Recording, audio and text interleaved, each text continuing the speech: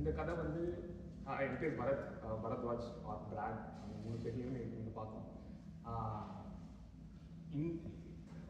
இந்த ஒரே சிலப்பதிகாரத்துலேருந்து ஒரே ஒரு லைன் ஒன்று இருக்குது.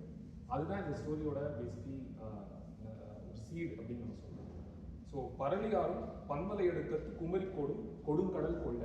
ஸோ சிலப்பதிகாரத்தோட முதல் இதுலேயே யாரை பற்றி நம்ம இதை எழுதுகிறோம் அப்படின்னு சொல்லும்போது அதில் வந்து இந்த பாட்டு வரும். ஸோ பேசிக்கலி குமரியாறு பருளியாறு அப்படின்ற 2 ஆறு ஓடின அந்த நாடு. Along with it there is also Kumari மலை அப்படின்ற ஒரு மிகப்பெரிய அடுக்குகள் இருக்கிற ஒரு மலை. அந்த மலை எல்லாமே வந்து கடல் கொண்டுருச்சு. இந்த இவ்வளோ பெரிய ஒரு லேண்டை வந்து கடல் கொண்டுருச்சு அப்படின்ற ஒரே ஒரு லைன் மட்டும் அவர் எடுத்துக்கிட்டு அவரோட ஒரு பயங்கரமான ஒரு ஃபர்டைல் இமேஜினேஷனை வச்சு ஒரு எக்ஸ்ட்ராடனரியான ஒரு ஃபேண்டாஸ்டிக்கல் ஸ்டோரி வந்து அவர் எழுதியிருக்காரு. நான் சின்ன வயசில் இருக்கும்போது இந்த மங்கேர் உள்ளம் மங்காத செல்வம், ஜெகதல பிரதாபன், அந்த மாதிரி ரொம்ப பழைய தெலுங்கு ஸ்டோரிஸ்லாம் நான் சின்ன வயசு டிவியில் வந்து பார்த்துருக்கேன்.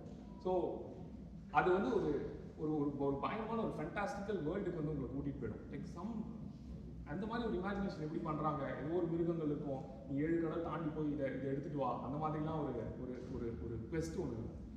அந்த மாதிரி ஒரு ஒரு கைண்ட் ஆஃப் ஒரு டெம்ப்ளேட்டில் தமிழ் கான்ஷியஸ்னஸில் இருக்கிற சில மித்தாலஜிஸ் வந்து எப்படி இந்த மாதிரி ஒரு எக்ஸ்பேண்ட் பண்ணி எழுதியிருக்காரு அப்படின்றது தான் இந்த கதை. ஸோ கதை என்ன ஆரம்பிக்குதுன்னா, the narrator is trapped in a temple for night. So basically அவர் உள்ள கோவிலில் உள்ளே வச்சு மரமும் மூடிட்டு போயிடுறாங்க. அந்த கோவில் வந்து it is intended to be Kanyakumari மாதிரி ஒரு கோவில்னா கன்னின்னு தான் சொல்கிறாங்க. அந்த கோவிலோட தெய்வம் வந்து ஒரு கன்னி. இவர் நைட் தூங்கிடுறாரு அந்த கோவிலே. அண்ட் அவர் the rest of the story is basically maybe it's his dream or maybe reality, but mostly it's ஒரு மாதிரி ஒரு ட்ரீம் லேண்ட்ஸ்கேப்பில் தான் எனக்கு கதை ஃபுல்லாக நடக்கும். ஸோ அவர் எழுந்துக்கிறாரு. அவரால் வந்து இந்த நரேட்டர்னால எழுந்துக்க முடியல. And suddenly he says, okay நான் மறுபடியும் தூங்க ட்ரை பண்ணேன், அப்போ எல்லாமே கிளியர் ஆயிடுச்சு அப்படின்றதுலேருந்து அந்த கதை ஆரம்பிக்கும். அதுக்கப்புறம் இவர் கோவிலுக்கு பின்னாடியே கடல் இருக்கு. ஸோ அந்த கதவை திறந்து பின்னாடி போய் பார்க்குறாரு, கடல் வத்தி இருக்கு. தூரத்தில் ஒரு சின்ன ஒரு குன்று ஒன்று தெரியுது. அந்த குன்று மேலே ஒரு கோவில். சரி என்னதான் நடக்குதுன்னு பார்ப்போம் அப்படின்னு சொல்லிட்டு he just walks towards the temple. டெம்பிளுக்கு போல. And there are so many ஒரே ஒரு லைன்ல சிம்பிளா ஒரு பெரிய ஈவெண்ட் வந்து அவர் அப்படியே சொல்லிட்டு போறாரு திரும்ப. ஸோ நடந்து போயிட்டே இருக்கும்போது அங்கே ஏதோ ஒரு பெரிய கடல் மிருகம் ஒன்று இருக்கு. இவர் நடந்து போயிட்டு வேகமாக நடந்து போனதுனால அந்த மிருகத்துக்கிட்டே இதை தப்பிச்சுறாரு. இந்த மாதிரி ஒரே ஒரு லைன்ல இந்த மாதிரி ஒரு பயங்கரமான ஒரு ட்ரீம்ஸ்கேப்பை வந்து ரொம்ப ஈஸியாக பொதுவாக கொண்டு வந்தார். and then it goes towards the temple. அந்த டெம்பிள் வந்து ஒரு கேரளா பாணியில் இருக்கு அப்படின்ற மாதிரி சொல்றாங்க. அந்த கோவிலுக்குள்ள போனா அங்க வந்து ஒரே ஒரு தலை மட்டும் இருக்கு. அந்த தலை வந்து இவர்கிட்ட பேசு, நீ வந்து அண்ட் தட் அந்த தலை வந்து it also resembles the Kanni in the temple that we originally came from. இவர் கேட்குறாரு, நீங்க என்ன இங்க இருக்கீங்க அப்படின்னு கேட்ட உடனே, இந்த பக்கமா இறங்கி நடந்து போனா உனக்கு வந்து இதுக்கான விடைகள் எல்லாமே கிடைக்கும் அப்படின்னு சொன்ன உடனே and then he walks towards இன்னொரு பாட்டம் ஆஃப் த டெம்பிள் நடந்து போறாரு. போக போக இட்ஸ் ஒரு கெவர்னஸ் லேண்ட்ஸ்கேப். அங்கே உள்ளே போனால் இன்னொரு சேம்பர் இருக்கு. அந்த சேம்பர்ல இந்த தலையோட உடம்பு அப்படின்னு சொல்லக்கூடிய ஒரு உருவம் இருக்கு. அது மேலே வந்து ஒரு தாம்பாளம் வச்சிருக்காங்க. அது மேலே ஒரு பெரம்பு இருக்கு. இதை பார்க்குறாரு. அதுக்கப்புறம் அங்கே இன்னும் 2 வழிகள் திறந்து இருக்கு. சரி எந்த வழியில வேணா போகலாம் அப்படின்னு சொல்லிட்டு இவர் போறாரு. இவர் பின்னாடி ஒரு அசரிக்கு போகிற மாதிரி ஒன்று கேட்க ஆரம்பிக்கும் to help him travels this landscape. போக போக சூடு ரொம்ப ஜாஸ்தியாகுது. ரியலைசஸ் அவர் வந்து ஒரு வால்கேனோ பக்கத்தில் நடந்து போயிட்டு இருக்காரு அப்படின்னு தோணும்போது இந்த குரல் சொல்லுது, இதுக்கு மேலே போக முடியாது.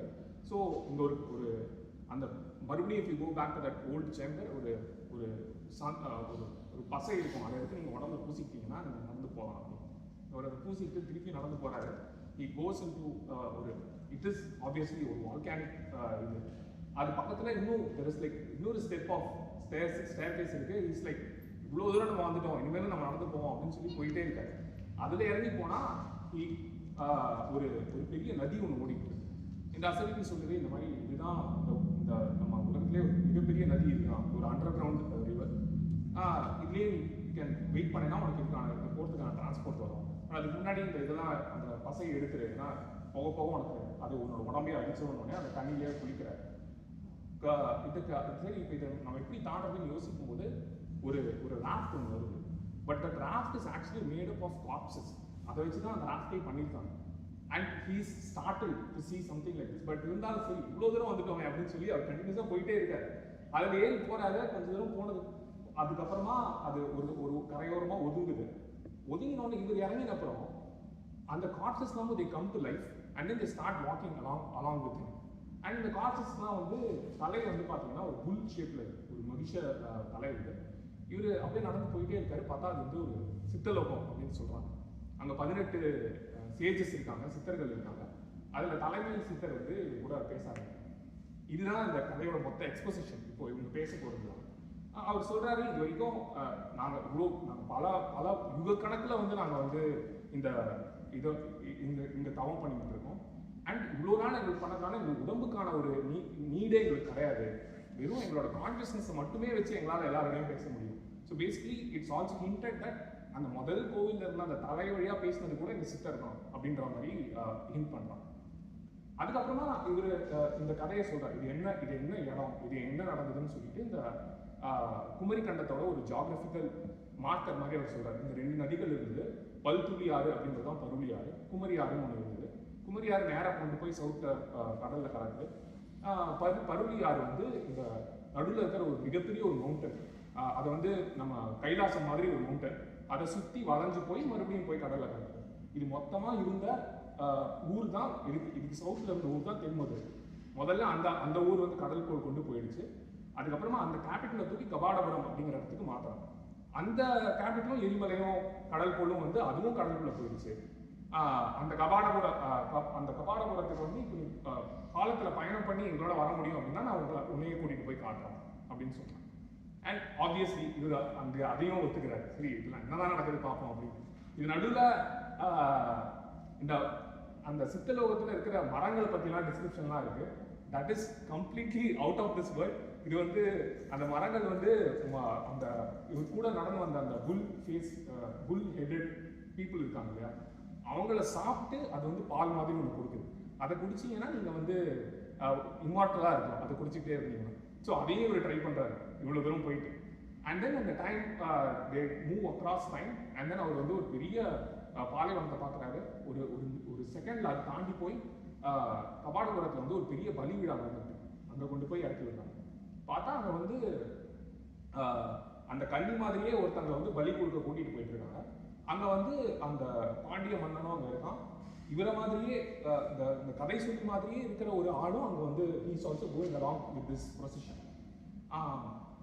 அங்கே அவர் என்ன சொல்றாருன்னா, கர்ப்பேந்திரம் அப்படிங்கிற ஒரு மிருகம் அப்படின்னு மட்டும் தான் சொல்றாரு.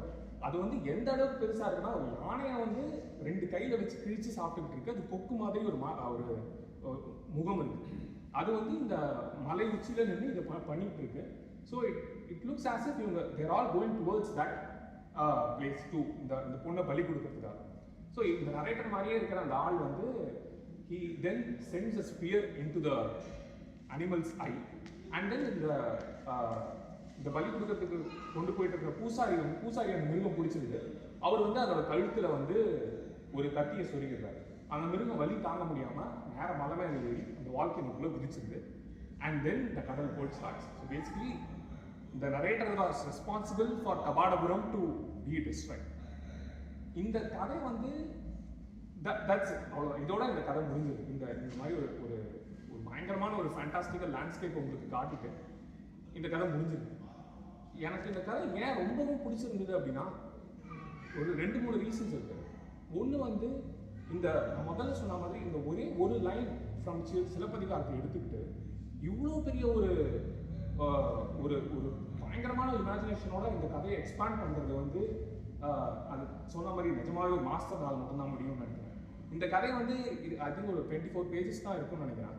ஆனால் இந்த கதையை அவர் வந்து நினச்சிருந்தா கண்டிப்பாக ஒரு பெரிய சைஸ் நாவலாகவே அவரால் எழுதியிருக்க முடியும் தான் நான் நினைக்கிறேன். இதில் அவ்வளோ சீட்ஸ் ஃபார் திங்ஸ் இருக்கு. லைக் இவ்வளோ விந்தையான பல விஷயங்கள், ஒரு அட்வென்ச்சரஸான ஒரு story, everything is there.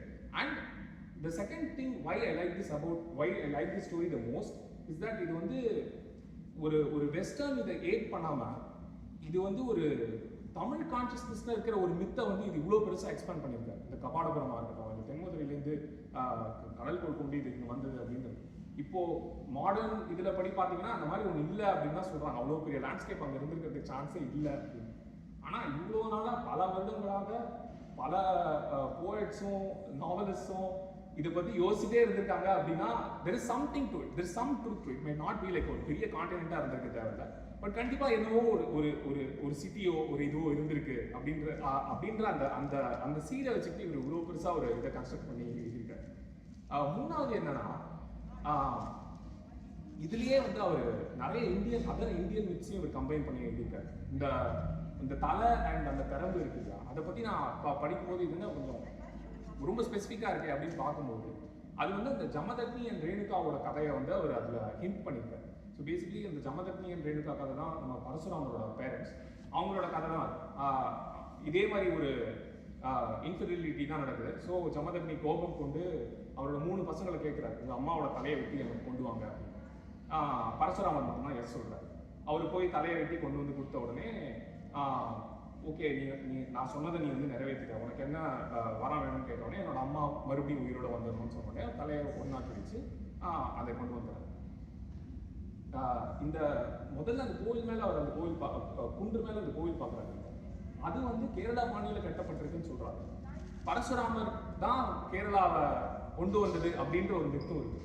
So இவர் போகிற போக்கில் ரொம்ப சின்ன சின்ன ஹிண்ட்ஸை வச்சு ஒரு பெரிய ஒரு லேண்ட்ஸ்கேப்பை வந்து நம்ம மைண்டில் அதை வச்சு ஒரு கன்ஸ்ட்ரக்ட் பண்ணுறது வந்து I just found it amazing. இது வந்து அதுவும் இதை வந்து 80 years back, it was written 1945. இதை 80 years பேக் இந்த அளவுக்கு ஒரு ஸ்கில்லோட ஒரு நீங்கள் நான் கதை படிக்க ஆரம்பிச்சு அப்படியே நான் அதில் ஆழ்ந்துட்டேன். எனக்கு வந்து ஒரு படம் மாதிரி இருந்தது. ஸோ இந்த அளவுக்கு உங்களால் இவ்வளோ இவோக் பண்ண முடிகிற ஒரு விஷயம் வந்து எனக்கு ரொம்ப ஆச்சரியமாகப்பட்டது. I was really டம்ஸ்ட்ரக். இந்த கதையை பற்றி நான் நிறைய கேள்விப்பட்டிருக்கேன், பட் இதுதான் இந்த ஆப்பர்ச்சுனிட்டினால தான் நான் இந்த கதையை படித்தேன். I was really happy that I read it. And இந்த கதையை பற்றி பெருந்தேவி வந்து அவங்களோட வெப்சைட்டில் ஒரு ஆர்டிக்கல் எழுதியிருக்காங்க. அந்த ஆர்டிக்கலுக்கான லிங்க் வந்து நான் உங்களுக்கு அப்புறமா இருக்கிறேன். ஸோ அதில் வந்து அவங்க இன்னுமே நிறையா இந்த கதையில் வர நிறைய சப்டெக்ஸ்ட் அண்ட் சிம்பிள்ஸை வந்து எக்ஸ்பேண்ட் பண்ணி அவங்க எழுதியிருக்காங்க. ஸோ அதையும் இந்த கதையை படிச்சு அதையும் நீங்கள் ஒரு கம்பேனியன் பீஸ் மாதிரி படிச்சீங்கன்னா இட் இஸ் இன்க்ரெடிபிள். மொத்தமாக நான் சொல்கிறது என்னன்னா, இந்த மாதிரி ஒரு ஃபேண்டாஸ்டிக்கல் ஃபேண்டசி along with இந்த ஒரு ஓல்ட் மித் அதெல்லாம் கம்பைன் பண்ணி எழுதின probably the best story in Tamil அப்படின்னு நான் சொல்லுவேன். அதே மாதிரி இந்த ஃபைனல் அடெண்டம் இந்த ஒரே ஒரு லைன் சிலப்பதிகாரம் லைன் வச்சு தான் கொற்றவை எழுதினதான் கூட ஜெயமோகன் சொல்லியிருக்காரு. ஸோ அந்த ஒரு லைன் வச்சு என்னென்னலாம் பண்ண முடியும் அப்படின்றது வந்து these masters are showing us